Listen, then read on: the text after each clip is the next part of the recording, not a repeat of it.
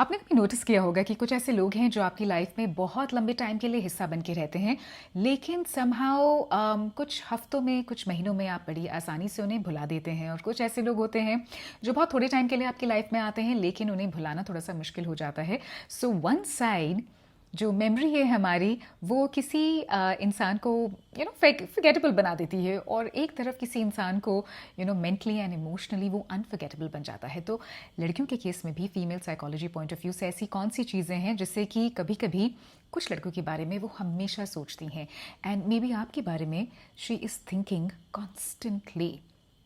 और कुछ लड़के ऐसे होते हैं जिनकी लाइफ में आते हैं, जाते हैं एज ऑप्शंस, एंड उन्हें कोई फ़र्क नहीं पड़ता है।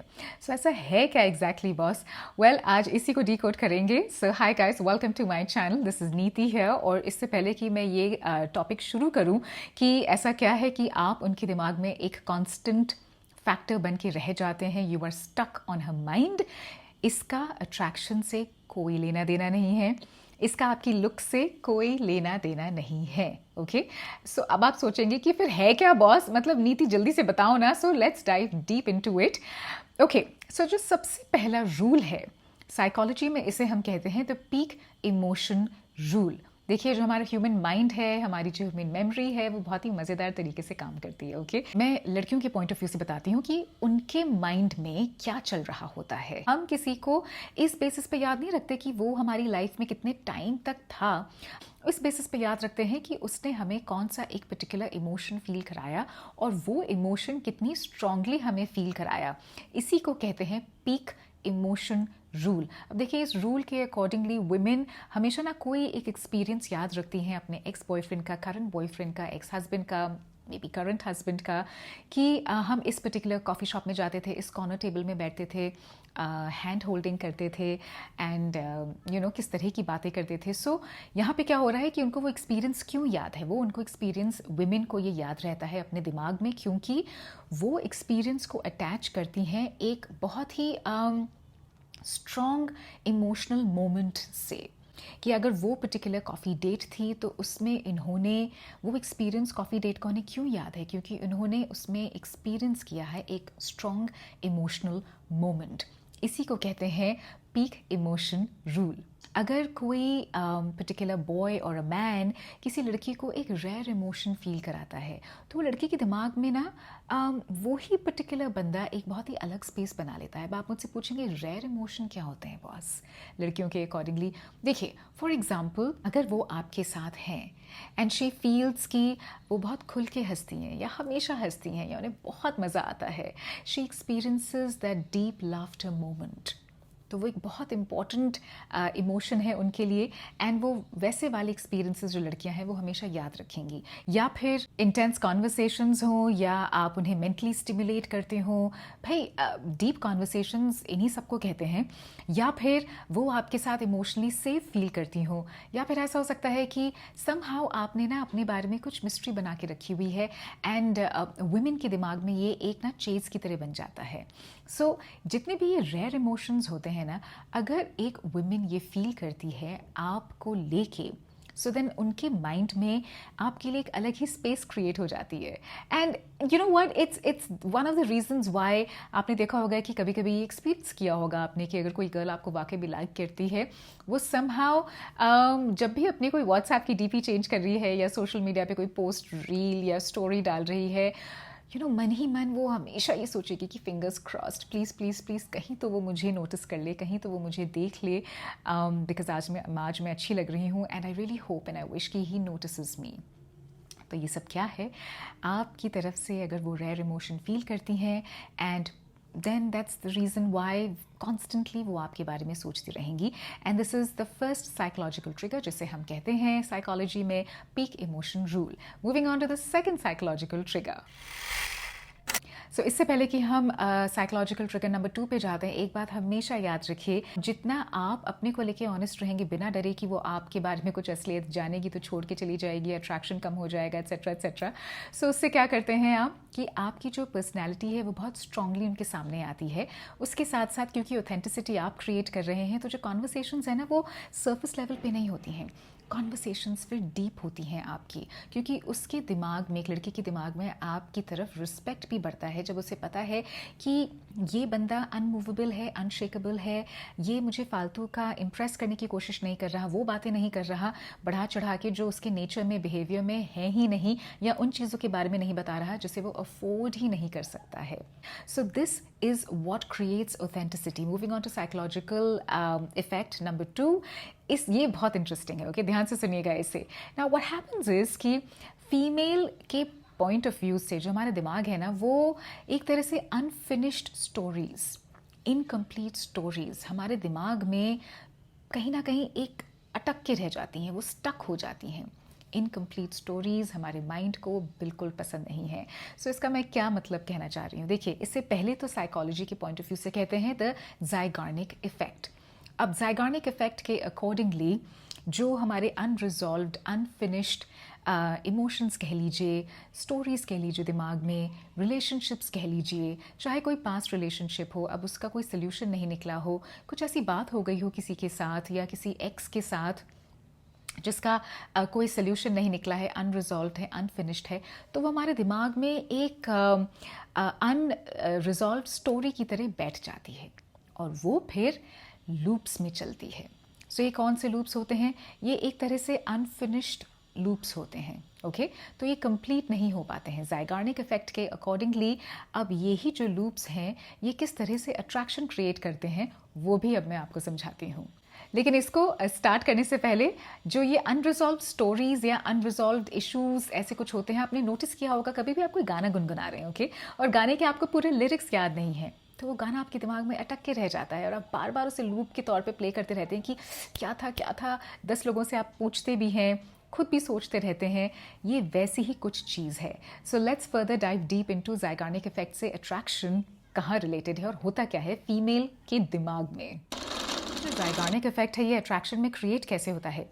देखिए, सबसे इंपॉर्टेंट चीज़ जो आपको याद रखनी है, एक वुमेन के दिमाग में चल क्या रहा होता है जब ज़ाइगार्निक इफेक्ट से अट्रैक्शन क्रिएट होता है आपकी तरफ.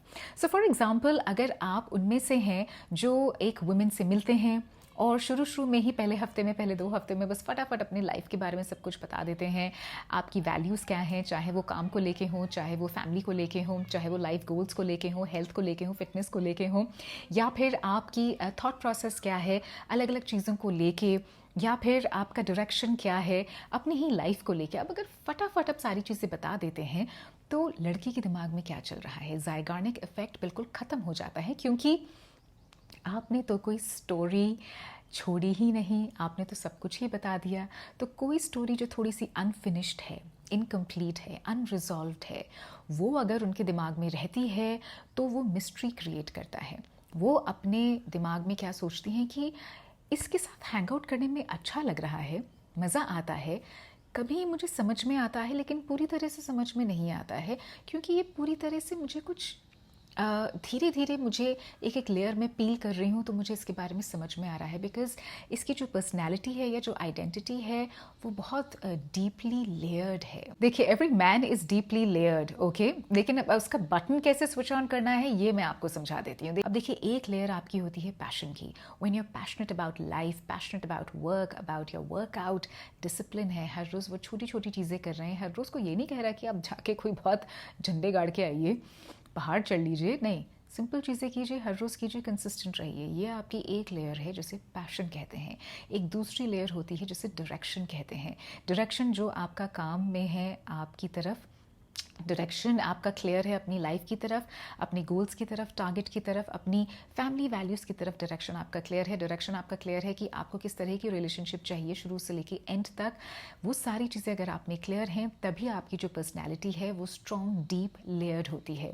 अब यही लेयर अगर उनको एक एक करके पील करनी है तो जो स्टोरी है वो थोड़ी थोड़ी धीरे धीरे अनफोल्ड होती है और इनकम्प्लीट कहीं रहती है उनके दिमाग में, लेकिन धीरे धीरे कंप्लीट होती है.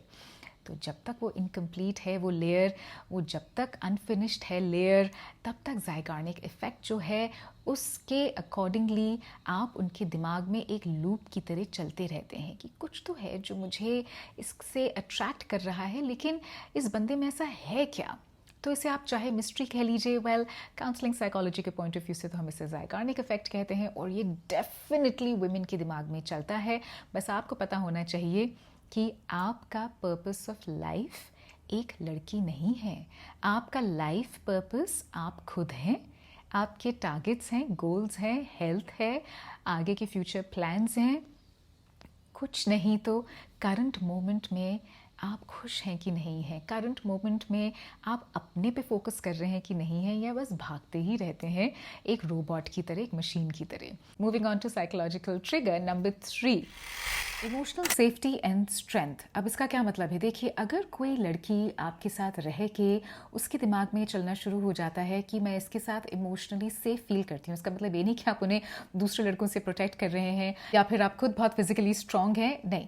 इमोशनल सेफ्टी का मतलब ये होता है कि जब वो आपकी कंपनी में है तो फिर वो बहुत ओपन फील करती हैं, she feels free to talk about things. वो खुल के बात करना चाहती हैं आपसे, बिना इस डर के कि क्या वो मुझे किसी भी तरह से जज करेगा या नहीं, या इम्प्रेस ना हो के थोड़ा सा टर्न ऑफ हो जाएगा। सो जब उन्हें ये इमोशनल सेफ्टी आपकी तरफ से मिलती है, विच मीन्स कि आप उन्हें समझते हैं अच्छे से, वो जिस तरह की हैं आप उसी तरह से उन्हें एक्सेप्ट करते हैं, in fact you are very open minded is well, तो वहाँ पे लड़की के दिमाग में चलना शुरू हो जाता है कि इमोशनल सेफ्टी मुझे यहाँ पे फील हो रही है। और इसके साथ साथ जब उन्हें ये भी लगता है कि आप जो हैं वो इमोशनली स्ट्रॉन्ग खुद भी हैं, जब उनके दिमाग में चलने लगता है कि ये अनस्टॉपेबल है, इसकी लाइफ मेरे अराउंड तो नहीं घूमती है, ये अपनी लाइफ गोल्स को लेके, पर्पस को लेके बहुत ही क्लियर है, तो बॉस ये बंदा जो है ना ये इमोशनली स्ट्रॉन्ग है, क्योंकि ये मुझे भी हैंडल कर लेगा, अपनी हर लाइफ सिचुएशन को तो हैंडल कर ही लेता है।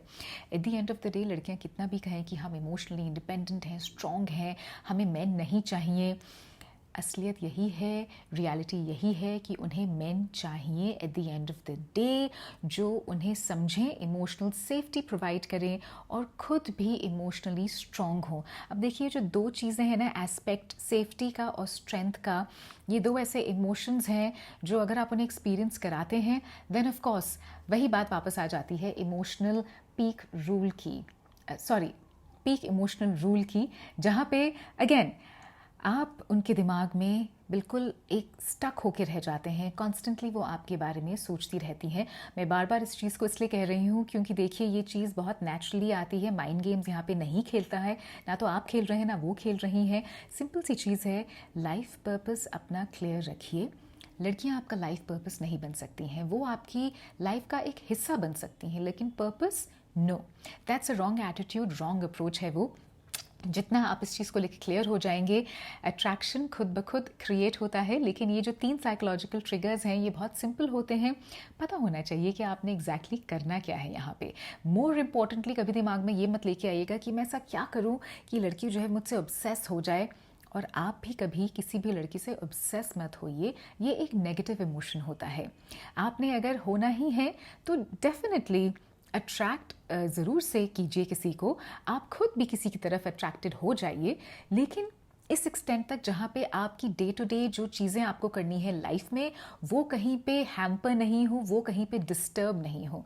ये बहुत ज़रूरी चीज़ होती है, क्योंकि वुमेन भी इस चीज़ को नोटिस करती हैं और उनके दिमाग में आप कब कॉन्स्टेंटली एक जगह बना के बस बैठ जाते हैं और वो सोचते रहती हैं आपके बारे में कि कब ये मुझे नोटिस करेगा, और अगर कर रहा है तो ये कब मुझे लाइक करना शुरू करेगा, और अगर ये मुझे लाइक भी कर रहा है बंदा, तो मैं तो उसके बारे में पूरे टाइम सोच रही हूँ। एंड ऐसे ही बहुत सारे वीडियोस मैं आपके लिए लेके आऊंगी, क्योंकि men's mental wellbeing is extremely important. अपने पे काम कीजिए। मेंस मेंटल वेलबींग बहुत अंडररेटेड है, इसके बारे में बहुत कम बात की जाती है, एंड दैट इज़ वाई मेरा ये चैनल है सपोर्टिंग मेंस मेंटल वेलबींग। ये सारे वीडियोज़ को शेयर कीजिए, लाइक कीजिए, इस कम्युनिटी को ग्रो करने में मेरी हेल्प भी कीजिए।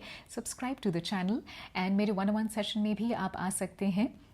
ये पेड सेशंस होते हैं।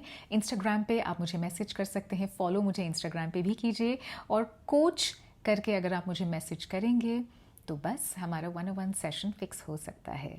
सो I am gonna see you guys real soon. टा-डा।